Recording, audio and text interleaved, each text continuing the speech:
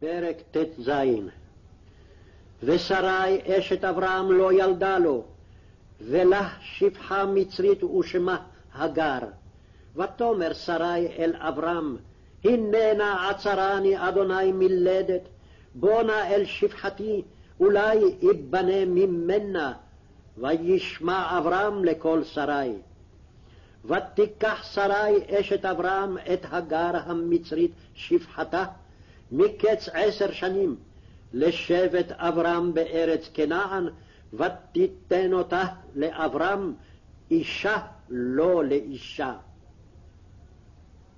ויבוא אל הגר ותהר, ותרא כי הרתה, ותקל גברתה בעיניה. ותאמר שרי אל אברהם, חמסי עליך, אנוכי נתתי שפחתי בחיקך.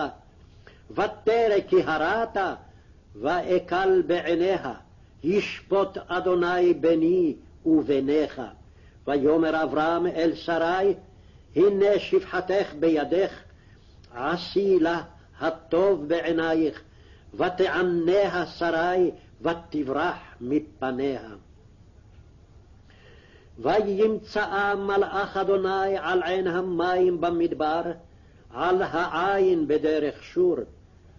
ויאמר, הגר שפחת שרי, מזה בת, ואנה תלכי. ותאמר, מפני שרי גברתי אנוכי בורחת. ויאמר לה מלאך אדוני, שובי אל גברתך, והתעמי תחת ידיה.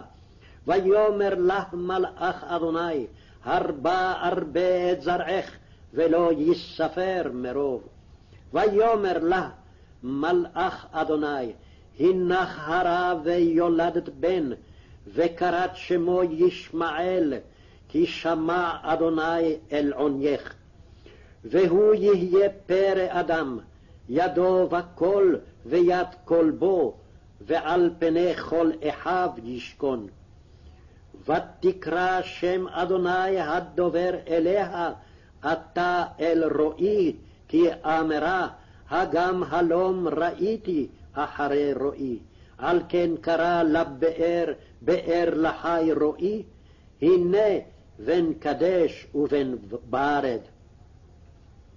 ותלד הגר לאברהם בן, ויקרא אברהם שם בנו, אשר ילדה הגר, ישמעאל.